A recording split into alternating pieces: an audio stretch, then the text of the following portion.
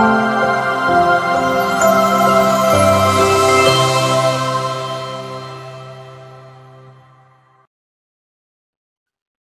இயேசு கிறிஸ்துவுக்குள் அருமையானவர்களே, இறைவார்த்தை பகிர்வு நிகழ்வுக்கு உங்கள் அனைவரையும் அன்போடு வரவேற்கிறேன். பிரியமானவர்களே, திருவருகை காலத்தினுடைய 3வது ஞாயிற்றுக்கிழமை எல்லாம் இருக்கின்றோம். இந்த ஞாயிறை மகிழ்ச்சியின் ஞாயிறாக நாம் கொண்டாடுகின்றோம். இயேசு கிறிஸ்துனுடைய பிறப்பை எதிர்பார்த்து மகிழ்ச்சியோடு நாம் காத்திருக்கின்ற ஒரு வாரமாக இந்த திருவருகை காலத்தினுடைய 3ஆம் வாரம் இருக்கிறது. இன்றைய வாசகங்கள் அனைத்தும் இந்த மகிழ்ச்சியை பற்றி நமக்கு அறிவுறுத்துகிறது.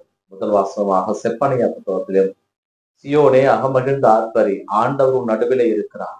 இனி உன்னில் இருக்கின்ற எல்லா விதமான வலிகளையும் வேதனைகளையும் அவர் அகற்றி விடுவார், பிரச்சனைகளை அகற்றி விடுவார்.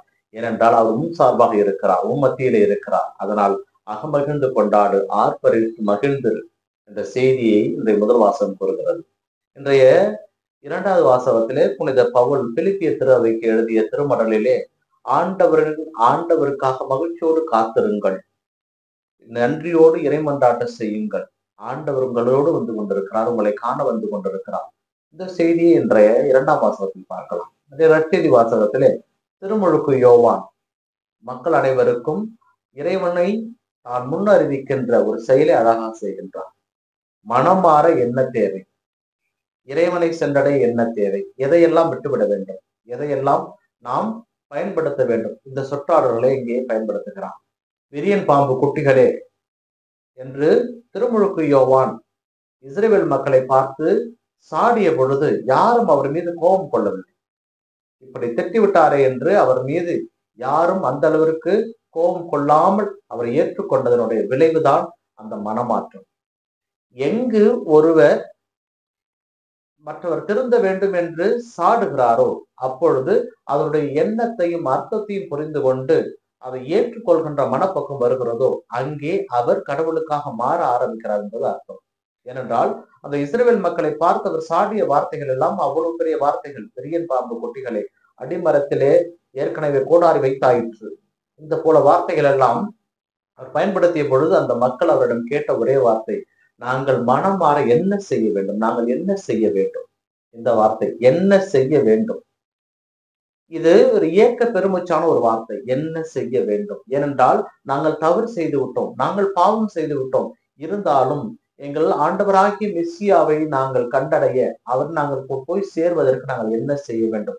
இந்த வார்த்தைக்கு பதிலாகத்தான் திருமுழுக்கு யோவான் அவர்களிடம் எது செய்ய வேண்டும், எது செய்யக்கூடாது என்பதை அழகாக சொல்கிறார். அவர் வரி தண்டுவோரை பார்த்து தேவைக்கு அதிகமாக, அதாவது தொகைக்கு அதிகமாக வரி தண்டாதீர்கள். பொதுவாக வட்டி வாங்குவதே தவறு, இருந்தாலும் அது அவருடைய தொழிலாக இருந்த பொழுது அதையும் அவர் முழுமையாக விட்டுவிட சொல்லவில்லை. தொகைக்கு மேலாக வாங்காதீர்கள், வரிக்கு அதிகம் தண்டாதீர்கள் என்ற ஒரு வார்த்தை பயன்படுத்துகிறார். படை வீரர்கள் நாங்கள் என்ன செய்ய வேண்டும் என்று கேட்ட பொழுது உங்கள் அதிகாரத்தை எளியோர் மீது பயன்படுத்தாதீர்கள் என்ற வார்த்தையை பயன்படுத்துகிறார். இப்படி எதை செய்ய வேண்டும், எதை செய்யக்கூடாது என்பதை சொன்ன திருமுழுக்கு யோவான் தன்னை தேடி வந்தவரிடம் மட்டும் அவர் சொல்லவில்லை, தன்னை தேடி வராதவரையும் பார்த்து சொன்னார். ஏரோதுவிடம் சென்று நீ செய்வது தவறு என்று அவருடைய தவறை சுட்டி காண்பித்தார். ஏனென்றால் இந்த திருமுழுக்கு யோவான் எலியா என்று இயேசு கிறிஸ்து நமக்கு சொல்லி இருக்கிறார். ஏனென்றால் எலியா மிகவும் கோபத்தோடு மக்களை பார்த்து பேசிய வார்த்தைகளை போலத்தான் இவரும் பேசுகிறார். ஏனென்றால் எந்த அளவிற்கு எலியா மக்கள் மீது கோபம் கொண்டார் என்றால், அந்த வானத்திலிருந்து பெய்கின்ற மழையை நிறுத்தி வைத்திருந்தார். 3 முறை வானத்திலிருந்து நெருப்பை வரவழைத்தார்.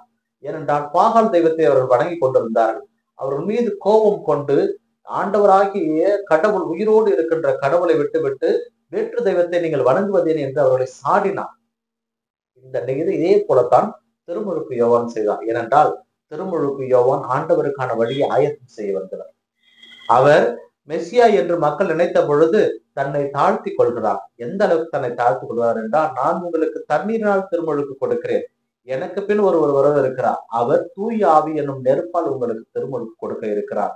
அவருடைய மிதியடி வாரை புரிந்து அவிழ்த்து விடக்கூட நான் தகுதியற்றவர். அப்படி என்றால் இதை நாம் ஏற்றுக்கொள்ள கற்றுக்கொள்ள வேண்டும். என்னவென்றால், அவருடைய மிதியடி வாரை அவிழ்த்து கூட எனக்கு தகுதி இல்லை என்று சொன்ன ஒருவரை இந்த அளவு கோபப்படுகிறார்.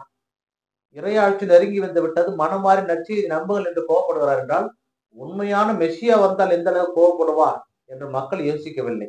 அவர்களுக்கு மெஸ்ஸியாவை காண வேண்டும், அவர்களுக்கு ஆசிரியை பெற வேண்டும். ஏனென்றால் இயேசு கிறிஸ்துவனுடைய நற்செய்தியை அறிவித்து அவரிடம் பலன் பெற்றவர்கள் இந்த திருமுழுக்கு யோவானிடம் திருமுழுக்கு பெற்றவர்களே. இந்த திருமுழுக்கு யோவான் அதற்கான வழியை ஆயத்தம் செய்தவர். ஏனென்றால் இயேசு கிறிஸ்து அவர்களை எப்படி பேசியிருந்தாலும் அதை பற்றி அவர்கள் பொருட்படுத்திருக்க மாட்டார்கள். ஏனென்றால் திருமுழுக்கு யோவான் அந்த அளவுக்கு ஒரு மகிழ்வை அவரிடம் கொண்டு சென்றார். ஏனென்றால் இன்று மகிழ்வு ஞாயிறு நாம் கொண்டாடுகிறோம் என்றால் இந்த மகிழ்ச்சியை பற்றி நாம் சிந்திக்க கடமைப்பட்டிருக்கிறோம். மகிழ்ச்சி என்றால் என்ன? திருமுழுக்கு யோவானுடைய மகிழ்ச்சி ஆண்டவர் இயேசுனுடைய வழியை ஆயத்தம் செய்தார். அதுதான் அவருடைய மகிழ்வு. கடவுளுக்கான வழியை அவர் ஆயத்தம் செய்தார். எங்கே அவருடைய மகிழ்வு ஆரம்பித்தது என்றால், அன்னை மரியா எலிசபெத் அம்மாவை சந்திக்க சென்றார் அல்லவா, அக்களிப்பால் அவர் துள்ளி குதித்தார் அல்லவா எலிசபெத் அம்மாவுடைய வயிற்றிலே. அதுதான் அவருடைய முதல் மகிழ்ச்சி. ஏனென்றால் ஆண்டவரை சந்தித்தார், ஆண்டவரை சந்திக்கிறார். அப்படி என்றால் அந்த ஆண்டவருடைய வருகையை எதிர்நோக்கி காத்து கொண்டிருக்கிற நமக்கு அது எப்படிப்பட்ட மகிழ்ச்சியாக இருக்க முடியும்? ஏனென்றால் அந்த வழியை திருமுழுக்கு யோவான் ஆயத்தம் செய்தார். பிறக்க இருக்கின்ற பாலனுடைய வருகையை நாம் எதிர்நோக்கி காத்திருக்க வேண்டும் என்றால் நாமும் வழியை ஆயத்தம் செய்ய கடமைப்பட்டிருக்கிறோம். பிரியமானவர்களே, இந்த மகிழ்ச்சி என்பது என்ன? இந்த மகிழ்ச்சி என்பது யாரால் நமக்கு கிடைக்கும்? இந்த மகிழ்ச்சியினுடைய அர்த்தம் என்ன என்பதை இன்றைய நாம் புரிந்து கொள்ள கடமைப்பட்டிருக்கிறோம். மகிழ்ச்சி என்பது ஒருவருக்கும் ஒருவர் போல இருக்கும். அந்த மகிழ்ச்சி என்பது ஆங்கிலத்தில் ஒரு பழமொழி சொல்லுவார்கள், happiness is always your choice. மகிழ்ச்சி என்பது அது உங்களுடையது, அதை நீங்கள் முடிவு செய்வதுதான். ஏனென்றால் பல நேரங்களிலே மகிழ்ச்சியை நாம் தான் முடிவு செய்கிறோம். சிலருக்கு மகிழ்ச்சி என்பது நண்பரோடு பேசி விளையாடுவது, சிலருக்கு மகிழ்வு என்பது சுற்றுலா தலங்களுக்கு செல்வது, சிலருக்கு மகிழ்ச்சி என்பது அதீத காசுகளை வைத்து தேவையான உணவுகளை உண்பது, சிலருக்கு மகிழ்ச்சி என்பது விலையுயர்ந்த கார்களை வாங்குவது, விலையுயர்ந்த இருசக்கர வாகனங்களை வாங்குவது. மகிழ்ச்சி என்பது ஒவ்வொருவருக்கும் மாறுபடும். சிலருக்கு மகிழ்ச்சி என்பது குடும்பத்தோடு இருப்பது, சிலருக்கு மகிழ்ச்சி என்பது கடவுளோடு இருப்பது, சிலருக்கு மகிழ்ச்சி என்பது ஏழைகளுக்கு உதவி செய்வது, சிலருக்கு மகிழ்ச்சி என்பது எல்லாரிடமும் பாகுபாடு பார்க்காமல் மனிதனாக நல்ல மனிதனாக வாழ்வது. இதிலே எந்த மகிழ்ச்சி நம்முடையது என்பதை நாம் தான் இங்கே முடிவு செய்ய வேண்டும். ஏனால் மகிழ்ச்சி நம்மோட. பொதுவாக விவசாயிகளுக்கு வயலிலே அவர்கள் நெல்லையோ மற்ற பயிர்களையோ போட்டிருக்கும் பொழுது மழையை எதிர்நோக்கி காத்திருப்பார்கள் அல்லவா? அந்த மழை அவர்களுக்கு வருகின்ற பொழுது அது மகிழ்ச்சி. குழந்தைகளுக்கு பள்ளி விடுமுறை மகிழ்ச்சி. கல்லூரி படிக்கின்ற நபர்களுக்கு அவர்கள் காத்து கொண்டிருக்கின்ற அந்த பஸ் வந்தால் மகிழ்ச்சி. இப்படி மகிழ்ச்சி அவர்கள் இனம் புரியாத வகையிலே அவர்கள் சேர்த்து வைத்திருப்பார்கள். ஆனால் இந்த திருவருகை காலம் சொல்கின்ற மகிழ்ச்சி வேற விதமான மகிழ்ச்சி. நமக்காக ஒரு மீட்பர் பிறக்க போகிறார். அந்த மீட்பரை எதிர்நோக்கி நாம் காத்திருக்க வேண்டும். அந்த விவசாயிக்கு அந்த மழை வருமோ வராதோ தெரியாது, அந்த மழை வந்தால்தான் அவருக்கு மகிழ்ச்சி. அந்த குழந்தைகளுக்கு விடுமுறை விடுவாங்களோ விடமாட்டார்களோ தெரியாது, அந்த விடுமுறை வந்தால் அவர்களுக்கு மகிழ்ச்சி. அவர்கள் அம்மா அப்பா அவர்களுக்கு தேவையான அவர்கள் கேட்ட பொருளை வாங்கி கொடுக்கின்ற போது மகிழ்ச்சி. அது அவர்கள் பெற்றுக் கொண்டதனால் ஒரு மகிழ்ச்சி. ஆனால் நாம் எதிர்நோக்கி காத்து கொண்டிருக்கின்ற மகிழ்ச்சி நம்மை நோக்கி வந்து கொண்டிருக்கிறது, கட்டாயம் வரும். அந்த மகிழ்ச்சியில் நாம் திளைத்திருக்க வேண்டும். அந்த மகிழ்ச்சியில் நாம் திளைத்திருக்க வேண்டும் என்றால் அந்த மகிழ்ச்சிக்கான வழியை நாம் ஆயத்தம் செய்ய வேண்டும். என்னுள் மகிழ்ச்சி வர வேண்டும் என்றால் நான் எப்படிப்பட்டவனாக வாழ வேண்டும்? சிலருக்கு மகிழ்ச்சி என்பது புறம் கூறுவதிலே இருக்கும், சிலருக்கு மகிழ்ச்சி என்பது அடுத்தவனுடைய சொத்தை அபகரிப்பதிலே இருக்கும். அது அல்ல மகிழ்ச்சி. அது இன்னொருவனுடைய மகிழ்ச்சியை கொன்றுவிட்டு நீங்கள் மகிழ்ச்சி கொண்டாடுவது. இந்த மகிழ்ச்சியை கடவுள் சொல்லவில்லை.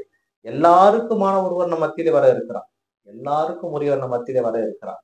அந்தான் மகிழ்ச்சி. அதைதான் திருமுழுக்கு யோவான் சொன்னார், நீங்கள் மகிழ்ந்திருக்க வேண்டுமா, உங்களிடம் கொடுக்கப்பட்ட தொகையை தாண்டி கண்டாதீர்கள். ஏனென்றால் அவருடைய மகிழ்ச்சியை கொண்டுவிட்டு நீ மகிழ்ந்திருப்பது நியாயமாக இருக்காது. இரண்டு பேரும் மகிழ்ந்திருங்கள். படைவர்களிடம் அவர் சொல்லுகிறார், உங்களுடைய அதிகாரத்தை ஏழைகள் மீது பயன்படுத்தாதீர்கள், மகிழ்ச்சியோடு அனைவரும் இணைந்திருங்கள், அவரவர் நிலையை விட்டு தாண்ட வேண்டாம். அந்த நிலையை தான் திருமுழுக்கு யோவான் இங்கே எடுத்துக்கொள்கிறார். பிரியமானவர்களே, மகிழ்ந்திருக்க வேண்டியது நம் ஒவ்வொருவருடைய கடமை. ஏனென்றால் அரசன் என்பவனுக்கு மகிழ்ச்சி என்பது தன் குடிமக்கள் அனைவரும் ஒன்று போல மகிழ்ந்திருக்க வேண்டியதுதான் அவருடைய ஒரே மகிழ்ச்சியாக இருக்கும். அந்த அரசர் தன்னுடைய குடும்பத்தை மட்டும் பார்த்து கொண்டிருப்பது மகிழ்ச்சியாக இருக்க முடியாது. ஏனென்றால் நம்மை நோக்கி வருகின்ற ஒரு அரசர் இருக்கிறார். அவர் எல்லாருக்குமான அரசு. அவர் எல்லாருக்கும் பொதுவான அரசு. ஏனென்றால் அந்த அரசர் நம் மத்தியிலே பிறக்க இருக்கிறார் என்றாலே அது மிகப்பெரிய சந்தோஷம் நமக்கு. ஏனென்றால் அவர் மெஸ்ஸியா, நம்மை பாவத்திலிருந்து மீட்க வருகின்ற மெஸ்ஸியா, நம்மை பிரச்சனையிலிருந்து மீட்க வருகின்ற மெஸ்ஸியா. ஒரு நோயாளி அடுத்த வாரம் இறக்க போகிறோம் என்ற ஒரு நிலையில இருக்கின்ற பொழுது மருத்துவமனைக்கு சென்று டாக்டர் அவருக்கு பரிசோதித்து விட்டு உங்களுக்கு ஒன்றுமில்லை, நீங்கள் நலமாக இருக்கிறீர்கள் என்று சொல்லுகின்ற பொழுது வருமல்லாம ஒரு மகிழ்ச்சி, மீண்டும் பிறப்பு. அது போலதான் நம் ஆண்டவர் இயேசு கிறிஸ்துனுடைய வருகையும் நம் மத்தியில் இருக்க போகிறது. அது மிகப்பெரிய மகிழ்ச்சியை கொடுக்கும், பேரின்பத்தை கொடுக்கும். அப்படிப்பட்ட ஒரு பேரின்பத்தை எதிர்நோக்கி காத்திருக்கின்ற நாம் இந்த மகிழ்ச்சி ஞாயிறை கொண்டாட நாம் செப்பனியா இறைவாக்கினரும் புனித பவுல் பிலிப்பி திரு அவைக்கும் எழுதிய அதே வார்த்தையை நமதாக்கிக் கொள்வோம். நம் ஆண்டவர் நம்ம மத்தியிலே பிறக்க போகிறார். நாம் அனைவரும் அகமகிழ்ந்து கொண்டாட வேண்டும். மகிழ்வு என்பது நம்மிலிருந்து ஊற்றெடுக்க வேண்டும். அது மற்றவரிடமிருந்து நமக்கு கிடைக்க வேண்டாம். மற்றவரிடமிருந்து நமக்கு கிடைக்கின்ற மகிழ்வு சற்று நேரத்தில் போய்விடும், சில நாட்களிலே போய்விடும், சில வருடங்களிலே போய்விடும். ஆனால் நம் ஆண்டவர் கொடுக்க இருக்கின்ற மகிழ்வு என்றென்றைக்கும் வாழ்நாள் முழுவதும் நம்மோடு நீடித்திருக்கும். ஏனென்றால் அந்த மகிழ்வு நம்மில் வருகின்ற மகிழ்வு. எந்த மகிழ்வாய் இருந்தாலும் நம்மிலிருந்து வருகின்ற பொழுதுதான் அது பலன் கொடுக்கும்.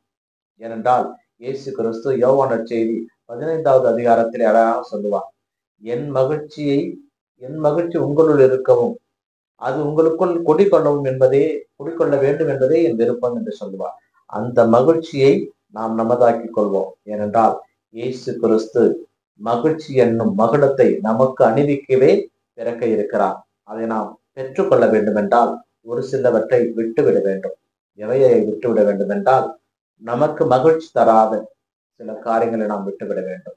மற்றவருடைய மனதை நோக்கடிப்பது, மற்றவரை பற்றி இல்லாதவை பொல்லாதவை எல்லாம் பேசுவது, மற்றவரை ஏமாற்றுவது, மற்றவருடைய சொத்தின் மீது ஆசைப்படுவது, மற்றவருடைய எண்ணங்களை புரிந்து கொள்ளாமல் அவர்களை காயப்படுத்துவது, இவை அனைத்தையும் நாம் விட்டு விட்டோம் என்றால் இயேசு கிறிஸ்து மகிழ்ச்சி என்னும் மணிமுடியை நமக்கு சூட்ட காத்துக் கொண்டிருக்கிறார்.